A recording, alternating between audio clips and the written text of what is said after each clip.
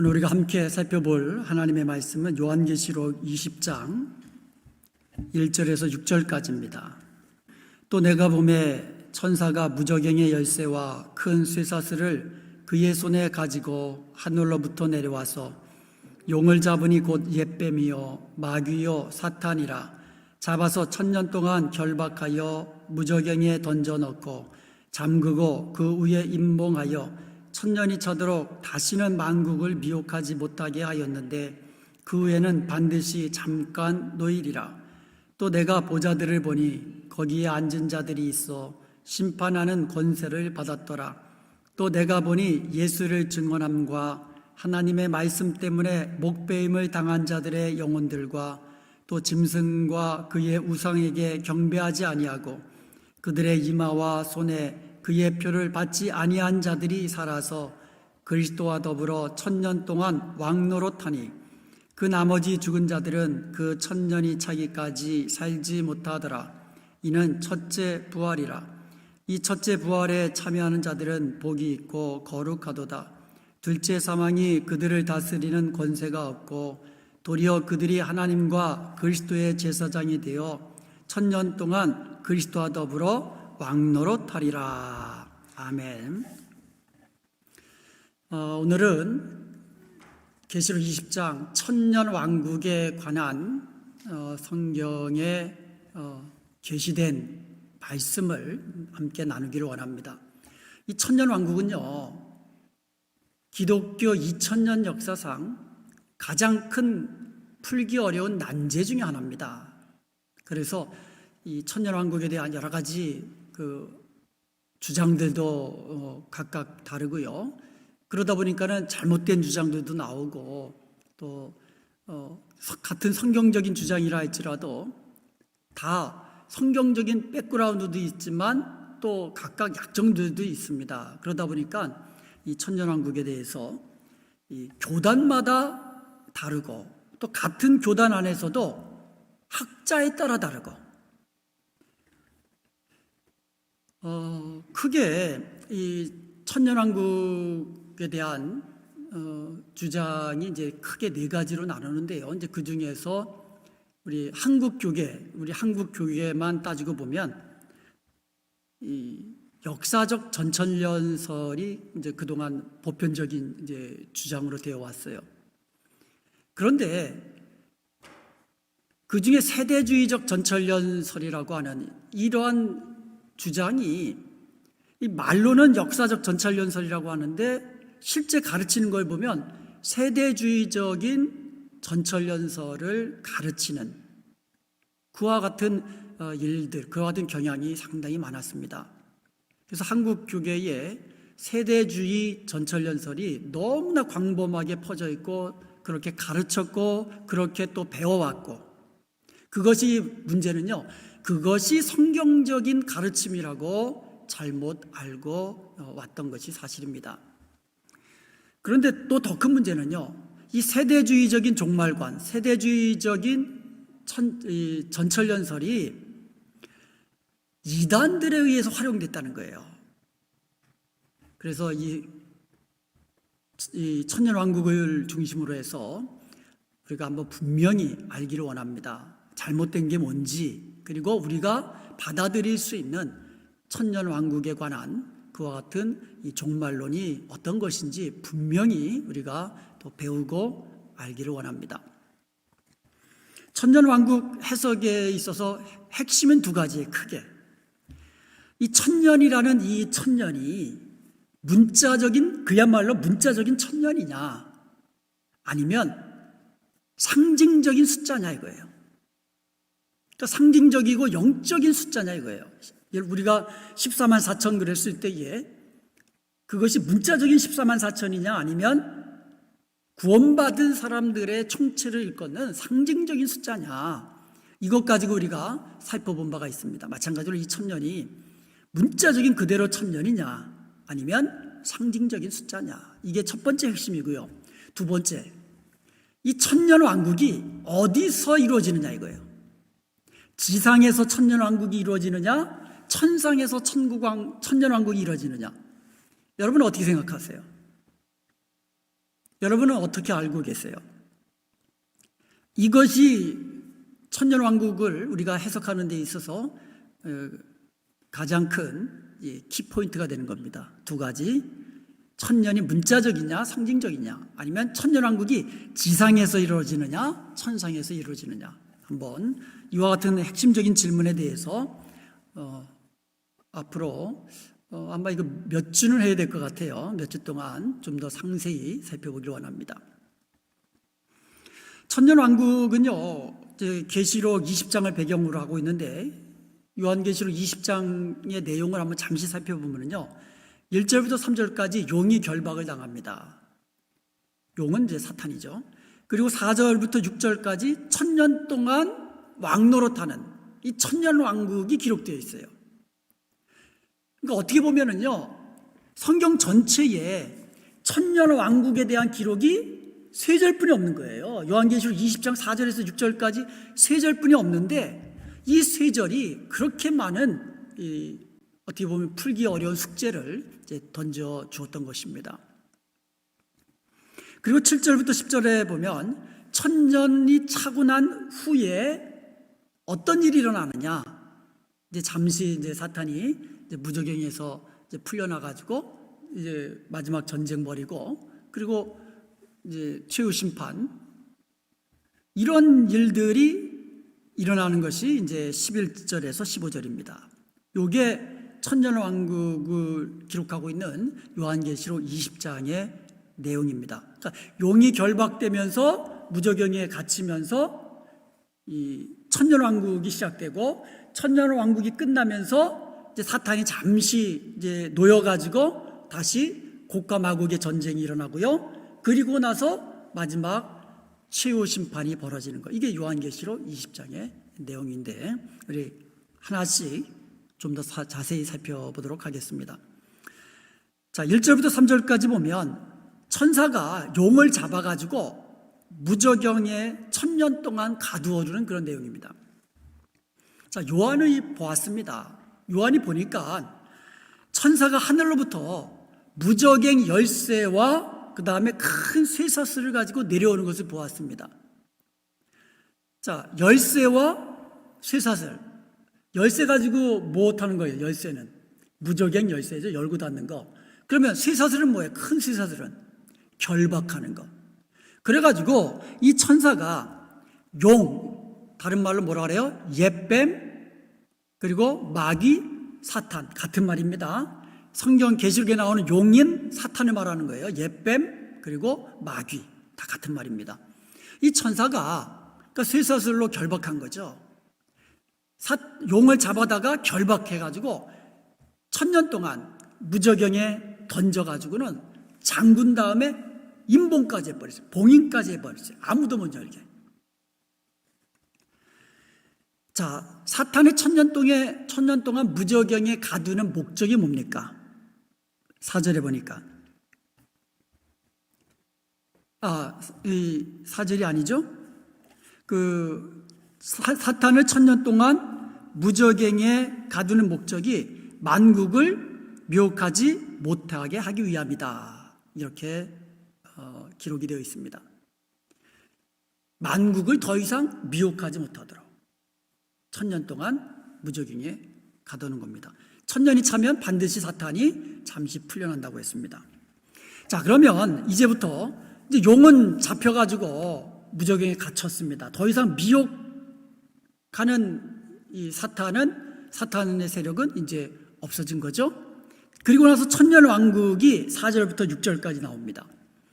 자, 해석의 키는 첫 번째로 뭐라 그랬어요? 천년왕국이 문자적이냐 아니면 상징적이냐, 두 번째로 지상이냐 천상이냐. 4절부터 6절까지 천년왕국이 지상이냐 천상이냐에 대한 단서를 제공해 줍니다. 4절을 보면 또 내가 보니 거기에 앉은 자들이 있어. 그러니까 내가 보좌를 보았는데 거기 앉은 자들이 있어. 그들이 심판하는 권세를 주님께로부터 받았다라고 말씀하고 있습니다. 자, 또 내가 보좌들을 보니, 보좌는 어디에 있는 보좌입니까? 천상에 있는 보좌들입니다. 이 계시록은요, 사도 요한이 본 환상이에요. 주님께서 마지막 때에 되어질 종말의 스케줄을 환상 가운데 보여주셨어요. 그러니까 계시록은 요한이 본 환상인데 20절 4절에 보니까 요한이 천상에 있는 보좌와 보좌에 앉은 자들을 보았다라는 거예요. 그렇다면 이 사건은 지상에 있는 사건입니까? 천상의 사건입니까? 천상의 사건이라는 거예요. 첫 번째 단서가 되죠. 그 다음에 또 내가 보니 다시 또 요한이 본 겁니다. 무엇을 보았습니까? 예수를 증언함과 하나님 말씀 때문에 목배임을 당한 영혼들과 이렇게 되었어요. 이 사람들은 전부 다 뭐예요? 순교자의 영혼들이에요. 예수님을 증언하고 그리고 하나님의 말씀 때문에 순교를 당한 영혼들을 본 겁니다. 이 영혼들은 바로 그 전에 나오는 천상에 있는 보좌에 앉은 사람들, 주님께 심판하는 권세를 위임받은 그 사람들을 지금 설명하고 있는 거예요. 그러니까 이 사람들은 지금 지상에 있는 사람이에요? 아니죠. 순교당한 영혼들, 천상에 있는 영혼들을 지금 설명하고 있는 겁니다. 그러므로 천년왕국은 지상이 아니라 천상에 있는 천년왕국이라는 두 번째 이제 단서가 되는 겁니다. 그 다음에 계속 보니까 또 짐승과 그의 우상에게 경배하지 아니하고 그들의 이마와 손에 그의 표를 받지 아니한 자들이 살아서 그리스도와 더불어 천년 동안 왕노릇한다 이렇게 돼 있어요. 그러니까 짐승과 그의 우상에게 절하지 않은 사람, 그리고 그 이마나 그 손에 짐승의 표를 받지 아니한 사람들이 살아서, 그러니까 죽었다는 얘기죠. 죽었는데 살아서, 그래서 살아서 그 천상에서 죽은 영혼들이 살아가지고 천상에서 주님과 더불어 천년 동안 왕노릇한다. 바로 그러한 내용이 되는 겁니다. 그러니까 천년왕국을 설명하는 것은 계시록 20장 4절에서 6절 3절뿐이 없다 그랬습니다.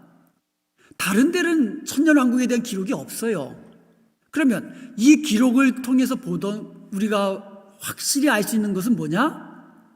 천년왕국은 지상이 아니라 천상에서의 주님과 더불어 왕노릇하는 그와 같은 요한이 본 환상이다. 이렇게 우리가 설명할 수 있겠습니다. 이게 굉장히 중요합니다. 그리고 나서 이제 5절에 보면 이제 첫째 부활에 나옵니다. 그 나머지 죽은 자들은 그 천년이 차기까지 살지 못하더라. 이는 첫째 부활이라. 자, 첫째 부활은 뭡니까? 말씀과 증인의 삶을 살다가 순교를 당한 영혼들, 우상에게 경배하지 아니하고 짐승의 표를 받지 아니하는 사람들이 다시 살아나는데 이것이 첫째 부활이다. 이렇게 말씀하고 있는 거예요. 이 첫째 부활에 참여한 사람들이 그리스도와 더불어 왕노릇하고 그 나머지 사람들은요, 천년이 차기까지 살아나지 못하더라 이거예요. 그리고 나서 6절에 보면 이 첫째 부활에 참여하는 자들은 복이 있도다 거룩하도다 둘째 사망이 그들을 다스리는 권세가 없고 도리어 그들이 하나님과 그리스도의 제사장이 되어 천년 동안 그리스도와 더불어 왕노릇하리라. 여기에 보면은요, 하나님과 그리스도의 제사장이 돼요. 제사장이라는 말이 나오고요, 그리스도와 더불어 천년 동안 왕노릇한다라는 말이 나와요. 왕, 제사장. 이게 또 나중에 천년왕국을 우리가 해석하는 데 있어서 또 하나의 키포인트가 이제 될 수가 있습니다. 자, 이게 지금까지 천년왕국에 대한 계시록의 기록입니다. 이 기록을 가지고 천년왕국을 설명하는 이 견해가 여러 가지 있는데 그 중에 가장 대표적인 것이 4가지입니다. 자, 4가지를 어떻게 이제 보느냐면, 좀 전에 문자적으로 보느냐, 천년을 문자적으로 보느냐, 아니면 상징적으로 보느냐, 이게 다르다 그랬잖아요. 문자적으로 천년을 보는 견해가 있습니다. 천년이 문자적인 천년이다라고 주장하는 거예요. 자, 그러면 천년을 중심으로 해가지고 천년 전에 예수님이 재림하신다. 전천년설이라고 그래요. 천년이 지난 후에 예수님 재림하신다. 이것을 후천년설이라고 합니다. 이게 좀 헷갈려요. 전천년설 그러면 천년이 전에 예수님 재림하는 건가? 후에 재림하는 건가? 이게 막 헷갈리는데 이렇게 생각하면 돼요. 천년을 기준으로 해가지고 천년 전에 재림하신다. 전천년설. 천년이 지나서 재림하신다. 후천년설. 이해가 되시죠? 그리고 천년 전에 예수님 재림하신다가 전천년설인데 전천년설은 또 크게 둘로 나뉩니다. 제가 몇 번 말씀드린 대로 세대주의적 전천년설이 있고 역사적 전천년설이 있습니다. 그러니까 역사적으로 계속 주장되어 왔던 역사적인 전천년설이 있고 그 다음에 세대주의자들이 주장하는 세대주의적 전천년설이 있는 거예요. 이 두 가지가 있어요. 이게 문자적으로 천년을 보는 거예요. 그런데 이 천년은 이건 상징적인 숫자다. 하나님만 아시는 상징적인 숫자다. 천년이라는 것은 문자적인 게 아니다. 영적인 거다라고 주장하는 이 설이 있는데 그것은 무천년설이라고 합니다. 이 사람들이 무천년설 그러면 천년이 없다라고 주장하는 천년이 없다라고 해서 무천년이라 지은 것이라고 생각하는데 그게 아닙니다. 천년은 있는데 상징적인 천년이라는 거예요. 상징적인 천년. 그 상징적인 천년이 언제부터 언제까지냐? 예수님의 초림부터 재림까지가 상징적인 천년 기간이라는 거예요. 이 천년 기간 동안에, 그러니까 상징적인 천년이죠. 이 천년 기간 동안에 그 죽은 영혼들, 크리스천들, 성도들의 죽은 영혼들은 천상에서 주님과 더불어 왕노릇하는 거예요. 그러면 이 땅에서도 우리 성도들은 베드로전서 2장 9절에 보면 성도들은 왕 같은 제사장이라고 했어요. 아까 보면 이제 왕 그리고 제사장 둘이 있었는데 왕 같은 제사장. 이 제사장은 바로 이 그리스도를, 이 사람들을 그리스도께로 인도하는, 복음을 가지고 그리스도께로 사람들을 인도하는 그 같은 제사장 역할을 하는 거고, 왕이라는 것은 우리 성도들은요 예수 그리스도의 왕권을 가지고 있는 사람들이에요. 예수님의 이름의 권세를 가지고 있는 사람인 줄로 믿습니다. 그래서 예수 그리스도 이름으로 선포하면 귀신이 쫓겨가고 사탄이 물러가는 줄로 믿습니다. 그러니까 예수 그리스도 이름의 권세로 사탄의 권세를 이기는 거예요. 이 주님과 더불어 이 왕적인 이 통치에 이 참여한 자가 되는 거죠. 그런 의미에서 이 초림부터 재림까지가 상징적인 천년이다 이렇게 주장합니다. 자, 그러면 네 가지 기억나세요? 후천년설, 전천년설. 전천년설은 두 가지로 나눈다 그랬어요. 세대주의적 전천년설, 역사적 전천년설. 그리고 상징적으로 보는 무천년설. 이 네 가지 이 학설에 대해서 이제 하나씩 이제 자세히 살펴보도록 하겠습니다. 먼저 후천년설에 대해서 살펴보겠습니다. 후천년설이 뭐라 그랬어요? 천년을 중심으로 천년 후 예수님 재림하신다. 천년 후 재림. 이게 후천년설이에요. 그러니까 천년왕국이 먼저 있고 예수님 재림하신다는 거예요. 근데 이 천년왕국은 지상에서의 천년왕국이에요. 자, 복음이 전파됩니다. 과학과 문명이 발전합니다. 그러면 이 땅이 평화롭고 그리고 아주 살기 좋은 그와 같은 시대가 천년 동안 이어진다. 이렇게 주장하는 거예요. 천년 동안 교회의 황금기가 온다는 거예요. 이 기간 동안 유대인들이 회복되고요. 복음이 편만하게 전파되고요. 전례 없는 영적인 번영이 이루어진다는 거예요. 자, 이 도표를 보시면 알겠지만 이 천년왕국이 끝나면서 그리스도께서 재림하신다는 거예요.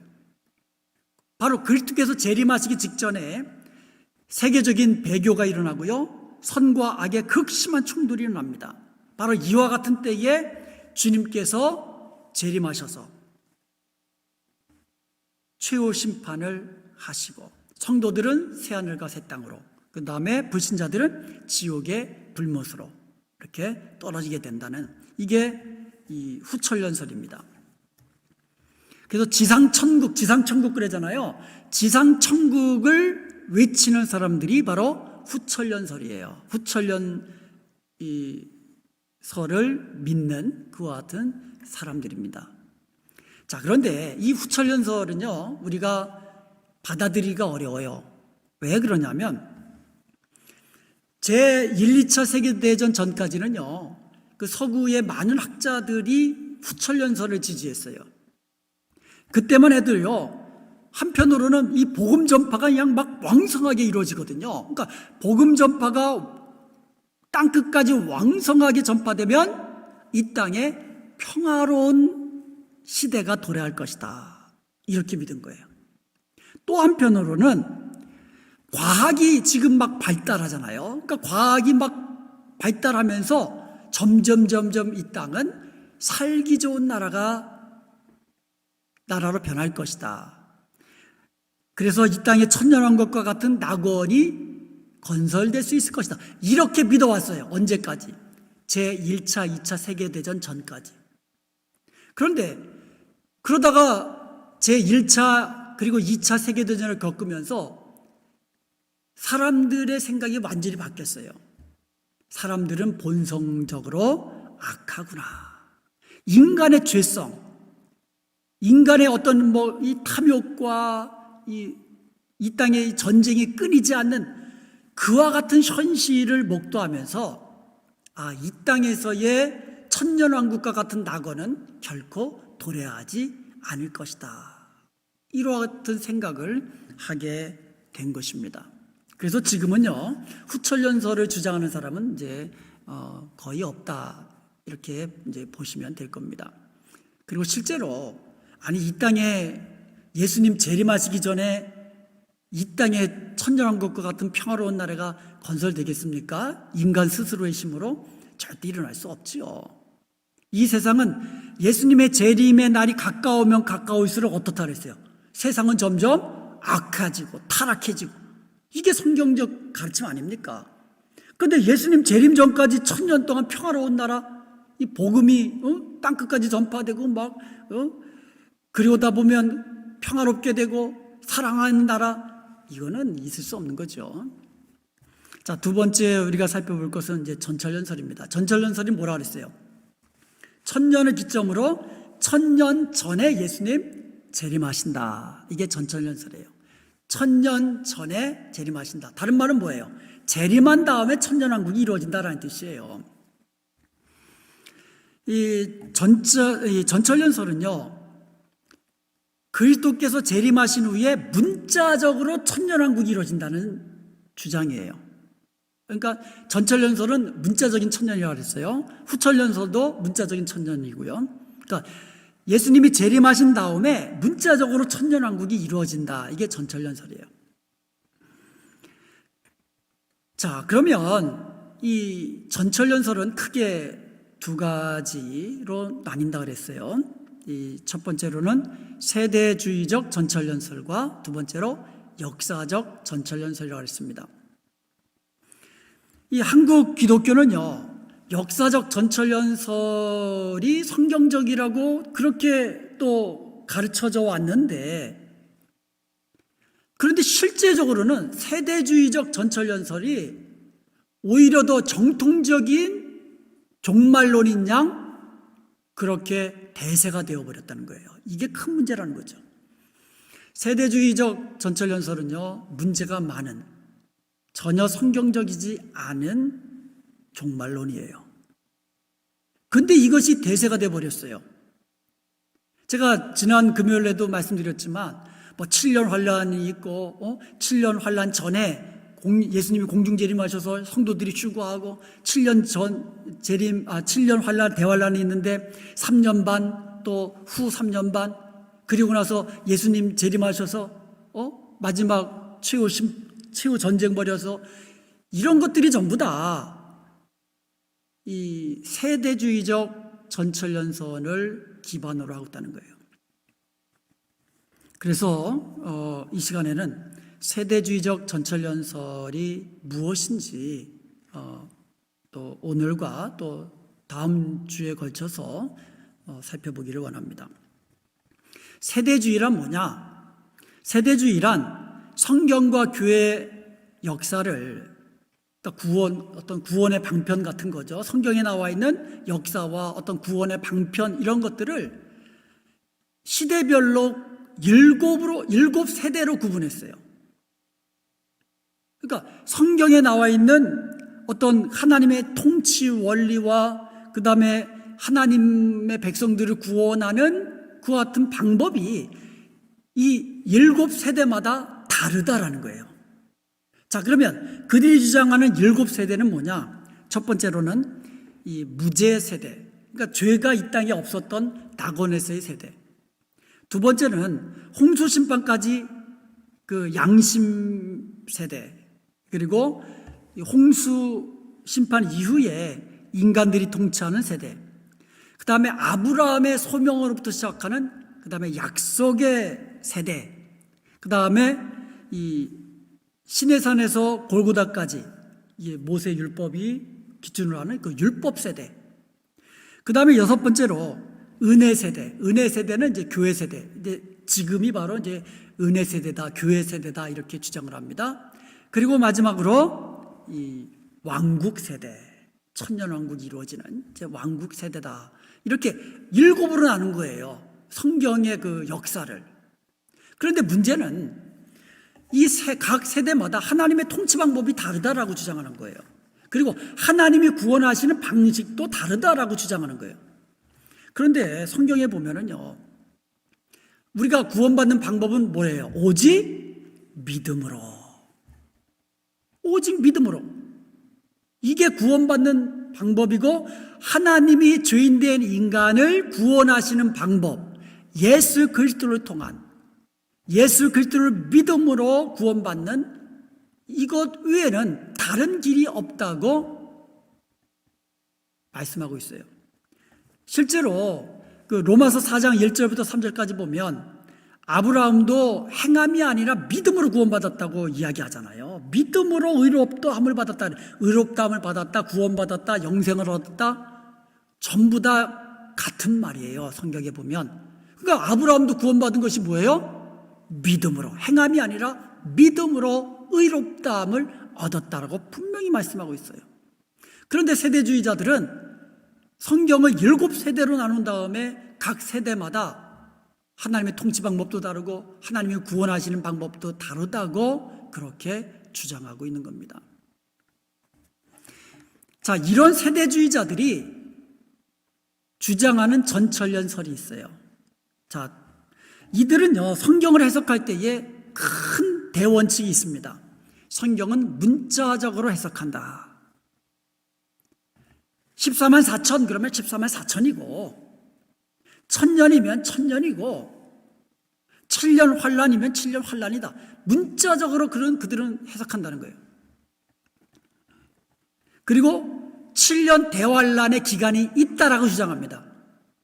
그런데 여러분, 성경에는 7년 대환란이라는 말이 없어요. 그런데 7년, 하여간 그들은 이제 성경을 이제 해석하면서 7년 대환란이 있다라고 주장을 합니다. 그리고 가장 큰 문제, 예수님의 재림이 이중적이라는 거예요. 공중재림, 지상재림. 예수님의 재림을 공중재림과 지상재림 둘로 나눠요. 2번에 걸쳐서 재림하신다. 성경에 이중재림이 어디 있습니까? 그런데 그 공중재림에서 문제가 되는 게 뭐냐면, 성도들이 공중재림하실 때 휴거가 돼가지고 7년 대환란을 겪지 않는다는 거예요. 그러니까 세대주의적 전철연설의 가장 큰 문제, 환난 전 휴거라는 거예요. 환난 전 휴거. 그러니까 예수님을 잘 믿는 성도들은 환난을 겪지 않고 주님 공중 재림하실 때 휴거돼서 천상으로 올라간다는 거예요. 여러분 가운데서도 그렇게 알고 있었던 분이 많으실 거예요. 여러분은 어떻게 알고 오셨어요? 지금 제가 말씀드린 대로 그대로 가르치는 사람들을 많이 여러분 들으셨을 거고 또 그런 말을 많이 들으셨을 거예요. 이게 세대주의적 전철연설인 줄도 모르고 예수님 공중재림하시면 예수님 잘 믿는 성도들은 휴거돼가지고 7년 환난을 겪지 않게 됩니다. 그러면 천상에서 어린 양과 7년 동안 어린 양과의 혼인잔치를 벌이게 됩니다. 지상에서는 들림받지 못한 사람들 그리고 유대인들이 남아서 7년 대환란을 겪게 됩니다. 이 기간 동안 유대인들이 민족적으로 대거 회심하게 됩니다. 이게 지금 세대주의적 전철연설의 지금 주장들이에요. 그래서 이 세대주의적 전철연을 주장하는 사람들은요, 유대인들과 그러니까 이스라엘과 그 교회를 철저하게 분리합니다. 철저하게 분리해요.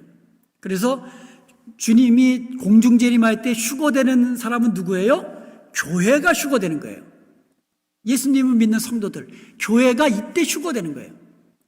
그럼 7년 환란 동안은 누가 남아요? 불신자들과 그 다음에 믿는지 안 믿는지 모르는 사람들, 환란을 겪어야 되는 사람들, 그리고 유대인들이 남는 거예요.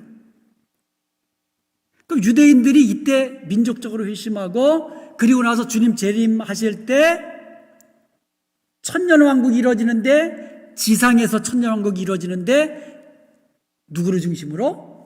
유대인들을 중심으로 한 천년왕국이 이 땅에서 이루어진다는 주장이 세대주의적 전철연설입니다. 도표를 한번 보도록 하겠습니다. 도표를 한번 보시면 아시겠지만 세대주의적 전철연설은 가장 큰 건 뭐예요? 전철연설이기 때문에 1000년 전에 재림하신다. 이게 이 세대주의적 전철연설의 전철연설이기 때문에 1000년 전 재림설이잖아요. 그런데 두 가지로 재림하신다, 두 번에 걸쳐서 재림하신다 그랬잖아요. 그리스도의 공중재림. 공중재림할 때 교회는 휴거돼서 어린 양 혼인잔치가 벌어진다는 거죠. 천상에서. 환란 전 휴거라 그랬어요.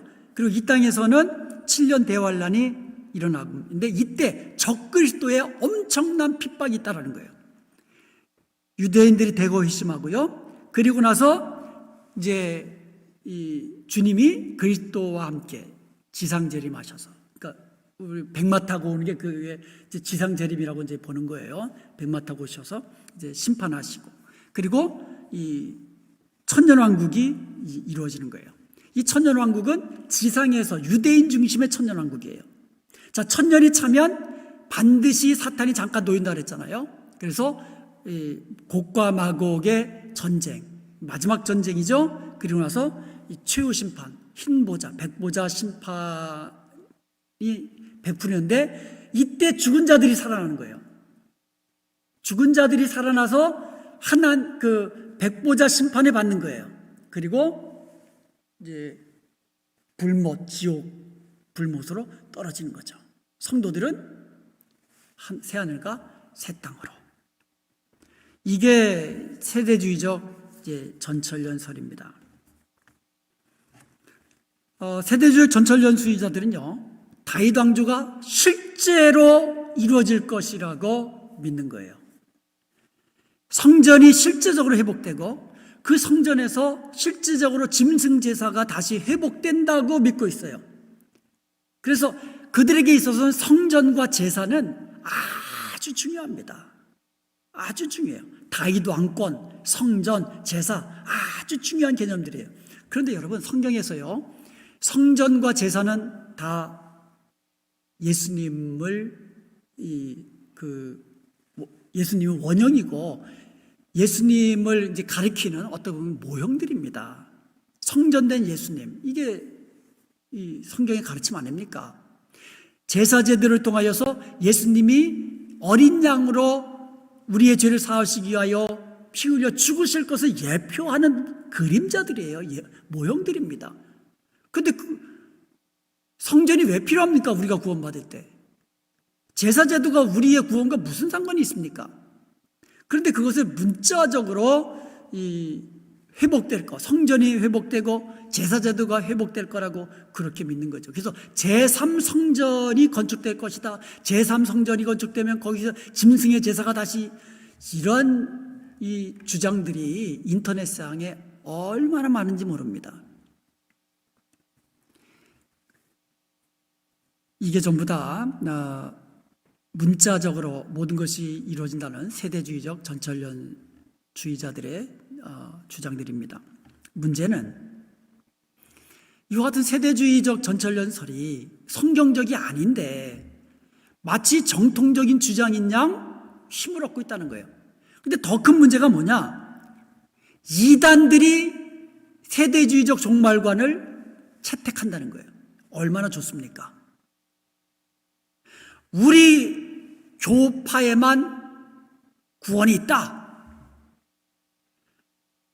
우리 교파에, 우리 집단에 충성하는 자들은 7년 대환란을 겪지 않고 들림받는다. 이제 주님 공중재림 하실 날이 얼마 남지 않았다. 집 팔고 논 팔고 다 팔아. 그리고 우리 교단으로 들어와라. 얼마나 좋습니까? 이단들이 하기 죽도록 충성하는 우리 그 사람들만 휴거된다. 이게 이단들의 주장이에요. 그런데 문제는요, 이 건전한 교단임에도 불구하고, 우리가 인정하는 교단임에도 불구하고 이것을 가르치는 또 교파와 또 목사님들도 있어요. 왜 그럽니까? 성도들의 열심을 불러일으키는 데는 이것만큼 좋은 게 없거든요. 7년 대환란, 적그리스도가 나타나가지고 막 이마에 표 받지 않고 그 다음에 손에 표 받지 않은 사람들 엄청나게 핍박하고 막 죽이고 목 잘라 죽일 텐데 충성해. 그러면 7년 대환란 전에 우리는 휴거된다. 성도들의 열심을 붙이기 위해서 이와 같이 성경적이지도 않은 것을 가르치는 거, 물론 잘못 배웠을 수도 있겠지만 이와 같은 이 오류들이 이제 있다라는 겁니다.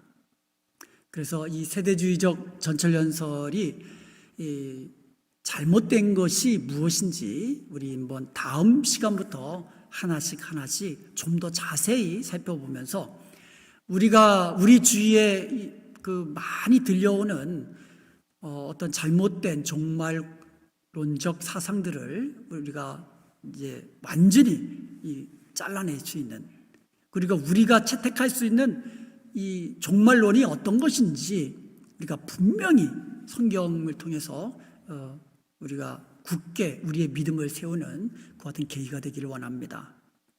바라옵건대 우리는 환난 전에 들림받는 것을 목표로 하는 사람들이 아니에요.